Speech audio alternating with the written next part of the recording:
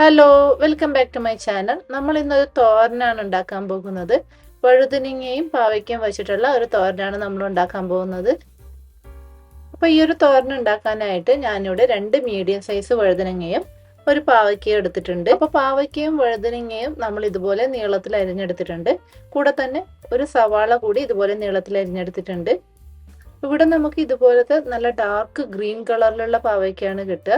അതിന് നമ്മുടെ നാട്ടിൽ കിട്ടുന്ന ആ ഒരു ലൈറ്റ് ഗ്രീൻ കളറിലുള്ള പാവയ്ക്കേക്കാളും കയ്പ്പ് കൂടുതലായിരിക്കും. അപ്പോൾ നമ്മൾ ഇന്ന് ഈ ഒരു പാത്രത്തിലാണ് പാവയ്ക്ക തോരൻ ഉണ്ടാക്കാൻ പോകുന്നത്. അപ്പോൾ പാത്രം ചൂടാകുമ്പോൾ അതിലേക്ക് 2 ടേബിൾ സ്പൂൺ വെളിച്ചെണ്ണ ഒഴിച്ചു കൊടുക്കുക. എണ്ണ ചൂടാകുമ്പോൾ അതിലേക്ക് നമ്മൾ ഈ അരിഞ്ഞു വെച്ചിരിക്കുന്ന പാവയ്ക്കയും വഴുതനങ്ങയും സവാളയും എല്ലാം കൂടി ഒരുമിച്ച് അങ്ങ് ഇട്ട് കൊടുക്കുക. ഇനി ഇതിലേക്ക് ആവശ്യത്തിനുള്ള ഉപ്പ് ചേർത്ത് കൊടുക്കാം. ഇതിലേക്ക് ഒരു 1/4 ടീസ്പൂൺ മഞ്ഞൾപ്പൊടിയും 3/4 ടീസ്പൂൺ കുരുമുളക് പൊടിയും ചേർത്ത് കൊടുക്കുന്നുണ്ട്. ഇതിൽ നമ്മൾ എരിവിനായിട്ട് കുരുമുളക് പൊടി മാത്രമേ ചേർത്ത് കൊടുക്കുന്നുള്ളൂ. അതുകൊണ്ട് അത്യാവശ്യം നന്നായിട്ട് ചേർത്ത് കൊടുക്കുന്നുണ്ട്. ഇനി നമുക്ക് ഇതെല്ലാം കൂടി ഒന്ന് മിക്സ് ചെയ്ത് കൊടുക്കാം.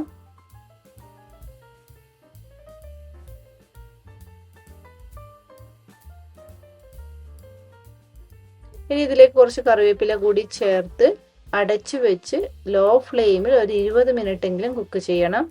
അപ്പോൾ അത് നന്നായിട്ട് ഫ്രൈ ആയി കിട്ടും. അതുപോലെ ഇടയ്ക്കിടയ്ക്ക് ഇളക്കി കൊടുക്കാൻ മറക്കരുത്. ഇനി നിങ്ങൾക്കിത് അധികം അങ്ങ് ഫ്രൈ ആയി കിട്ടണ്ടെന്നുണ്ടെങ്കിൽ ഒരു 10-15 മിനിറ്റ് കുക്ക് ചെയ്തെടുത്താൽ മതി. അപ്പോൾ ഇത് ഏകദേശം ഒരു 20 മിനിറ്റ് കഴിഞ്ഞു. ഇത്രയേ ഉള്ളൂ. നമ്മുടെ വഴുതനങ്ങ പാവയ്ക്ക തോരൻ ഇവിടെ റെഡി ആയിട്ടുണ്ട്. ഇനി നമുക്ക് സ്റ്റൗ ഓഫ് ചെയ്യാം. നമുക്ക് മീനൊന്നും കിട്ടാത്ത ദിവസങ്ങളിൽ ഉണ്ടാക്കാൻ പറ്റിയ നല്ലൊരു അടിപൊളി തോരനാണിത്. അപ്പോൾ നിങ്ങൾ എല്ലാവരും ഇതൊന്ന് ഉണ്ടാക്കി നോക്കണം. എന്നിട്ട് അഭിപ്രായങ്ങൾ കമന്റ് ചെയ്ത് അറിയിക്കണം. വീണ്ടും പുതിയ റെസിപ്പിയുമായി അടുത്ത വീഡിയോയിൽ കാണാം. അതുവരേക്കും ബൈ ബൈ.